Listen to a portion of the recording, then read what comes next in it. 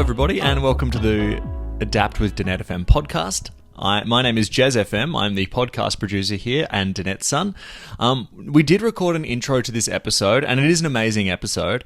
However, on a technical note, something went wrong on my end. It was to do with the recording and the way we recorded it, and unfortunately, it was not really listenable to. I debated whether about keeping it in or not, the tops and tails of this episode, but I ultimately decided not to go with it just because I thought your listening experience was going to be quite degraded and people might switch off to what was otherwise a really, really good conversation with Paul McGregor. So there's not going to be the typical intro and outro.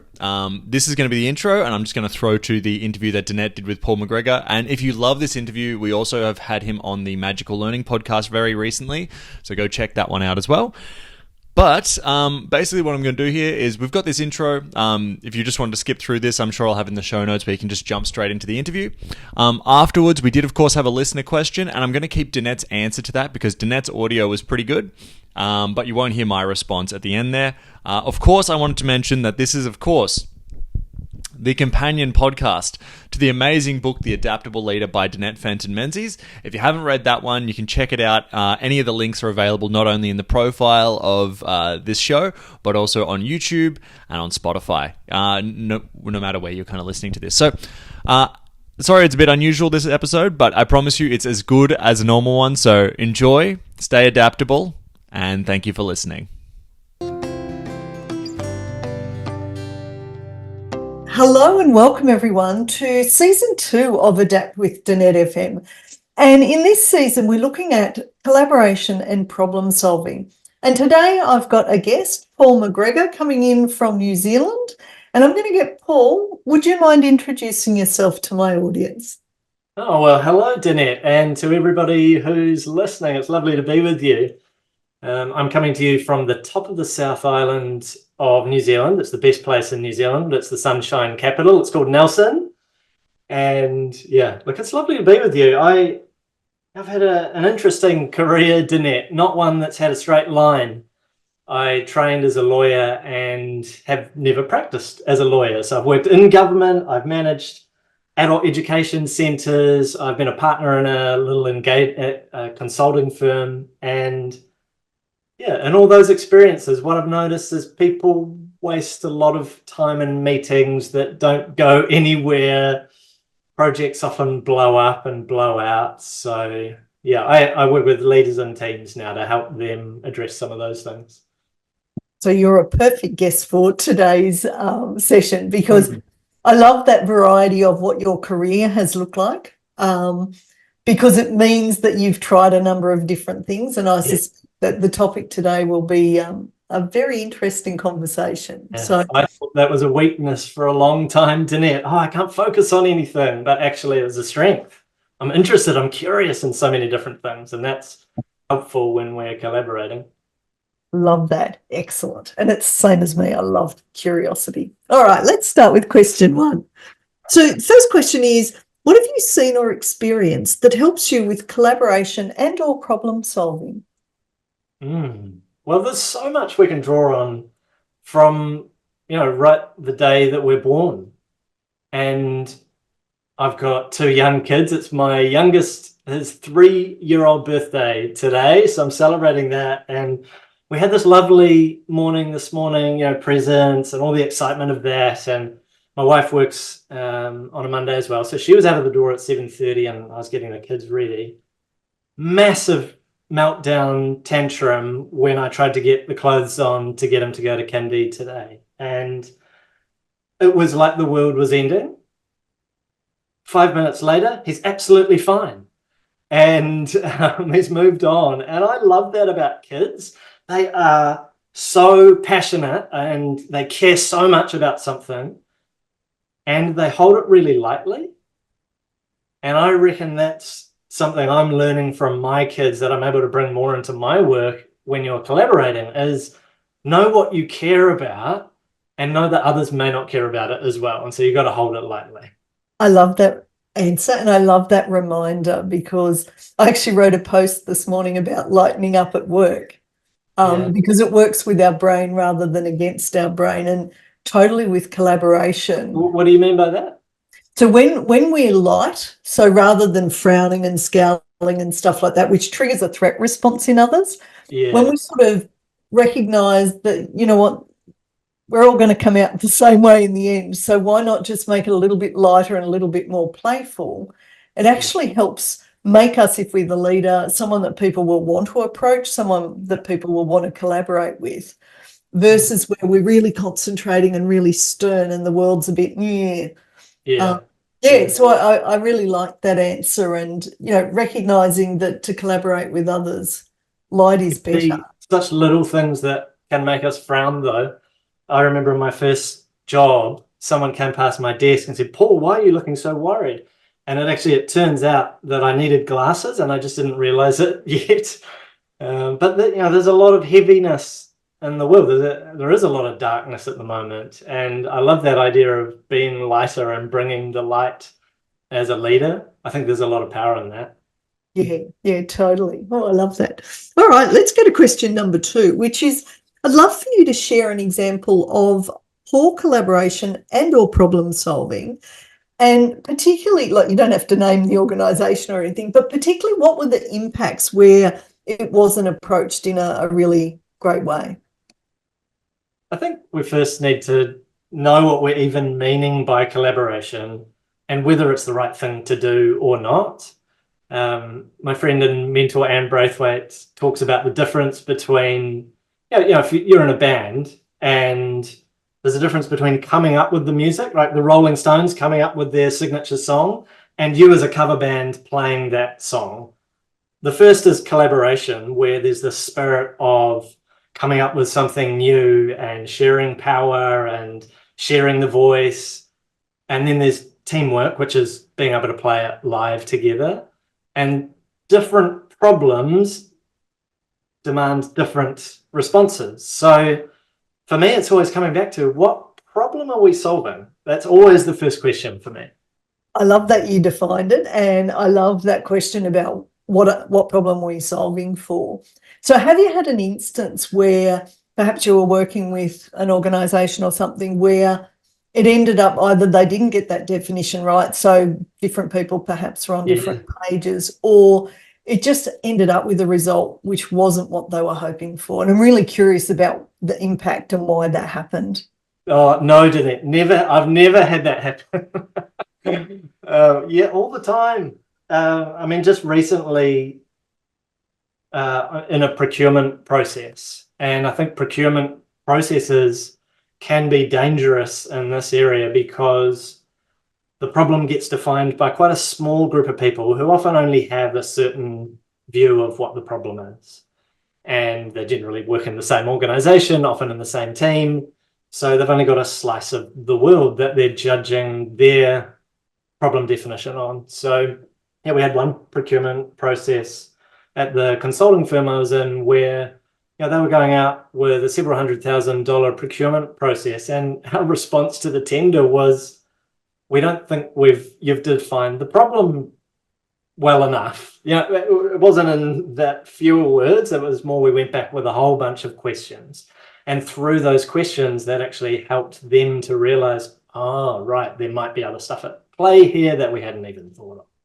That's a great example. And in fact, we had one of those today where we had to ask questions. So even the fact that people are asking lots of questions sort of says maybe we haven't necessarily got to what it is we're trying to solve. So that's a really great tip. I love that, Paul. Thank you. And my next question is, based on your experience, what tips do you have for others? And this next bit is from Jez, who hosts our Magical Learning podcast. So he said, including young people around developing their problem-solving and collaboration skills. So, people starting out in the workplace obviously need to learn about collaboration and problem-solving. And can I say, people at my age and all the way in between, because the world's changing, I suspect there's new things they need to be learning. So I'm curious about some of your tips about how we could do it better. Well, it's interesting that there's an assumption in there that we as adults can teach young people. And actually, I think we can probably learn more from them than they can from us in this area. My wife is a primary school teacher, and she's done her master's thesis on how do you do inquiry-based learning with young people. And This wasn't really done when I was going through school. I'm 36 now, 37, something like that. It's always worrying when you start to lose track of how old you are, and I've definitely got to that stage of life. So they have an inquiry-based learning in school where they set a topic and they will spend the entire term asking questions. Why are we interested in this? Where do we see this problem showing up? What could you do about it? And so there's a generation coming through who are actually being better trained in those 4 C's: collaboration, communication, critical thinking, and creativity, which I think it's a UN panel from memory has said that those are the 4 key skills for the future. So, and in our workplaces, we're using more and more technology than ever, and young people are natives in that. So I reckon there's just as much to be learned going both ways. I love that. So any tips that, apart from the inquiry, is there any other tips that people could use just to start to improve those skills for themselves?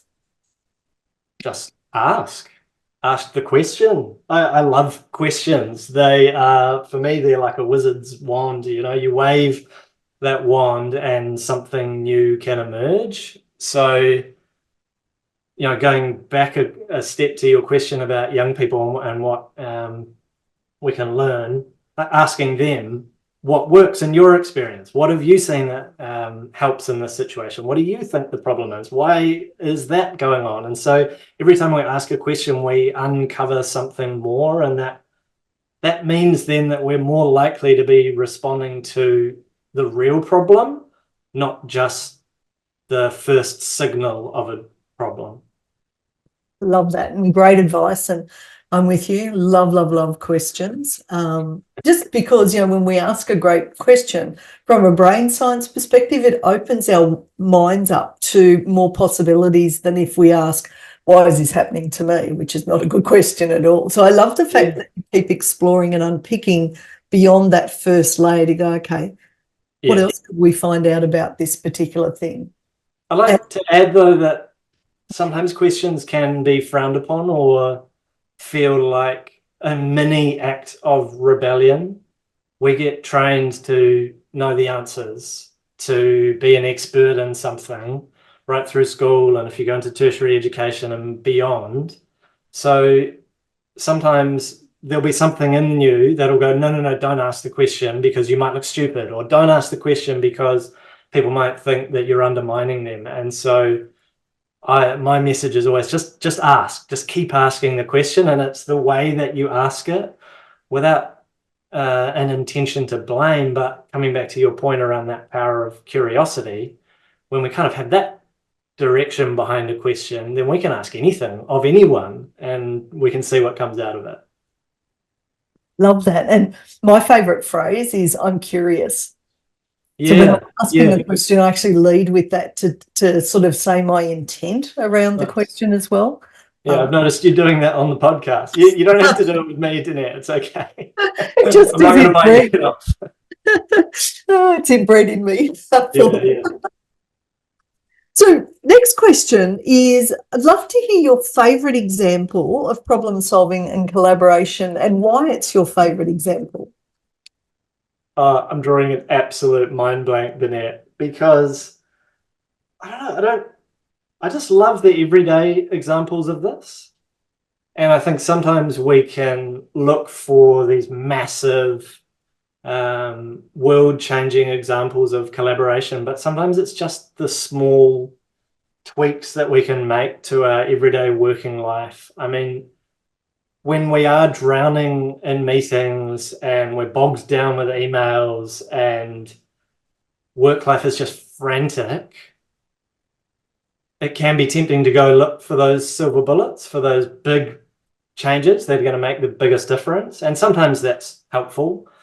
Sometimes it's just the little things. I was just reading about employee suggestion schemes, where in large companies, they have these mechanisms where employees can say, hey, I've noticed this is going on. I wonder what happened if we tried this. And like in Toyota, they have one of these, and 80% of the suggestions get implemented, and they've made billions of dollars of savings and productivity improvements on the back of it. Or one example was, I think it was an airline, or it might have been Boeing, I'm not sure, but the suggestion was, what if we cleared the lime scale from the pipes in the aircrafts? Pretty sort of simple suggestion, which has led to $600 million per year savings in fuel costs. So I just think we have to look at the people who are right close to the work, and often that isn't the chief executive. That might be people on the shop floor, that might be people who are out there rubbing shoulders with customers. And if we can listen to them, that's where we're going to be able to get great ideas from that are relevant for the people that we're working with. And I love that answer for a number of reasons. Firstly, it doesn't need to be big. It can be quite simple. And the people that are doing it are often the ones that notice stuff and come up with great suggestions. And so giving voices to all is also really important, because some organisations, they're not necessarily interested in voices sort of lower down in the organisation, particularly if they've got that old leadership mindset, which is the leaders must have all the answers, which in today's chaotic world, no one has all the answers. Great answer. I think the other danger that can happen with collaboration and with innovation and creativity is it gets put in a box off to the side as well. And so, I've seen organizations, they'll go, great, we've got our innovation program, which is over there. And we leave those people to do the innovative thing. But actually, what if we incorporate it into the DNA of our organization? That's just so much more powerful. Love that and totally agree. Nice. All right. My last question, is there anything else you'd like to share, including any helpful resources around collaboration and problem solving? Oh, I've got lots of resources on my website, Danette. My obsession is around facilitation as a leadership practice. And, going back to what you were just saying about the old model of leadership, I think a lot of us were trained to think of leadership as being primarily about direction. It's even in the job titles, a company director, for instance. And so, I'd liken that to the role of a conductor of an orchestra, where everything's kind of pre-scripted. You've all got your music and you're all playing off the same song sheet, and you want it to be exactly as you've decided, and the conductor is the one who is making that flow through everybody.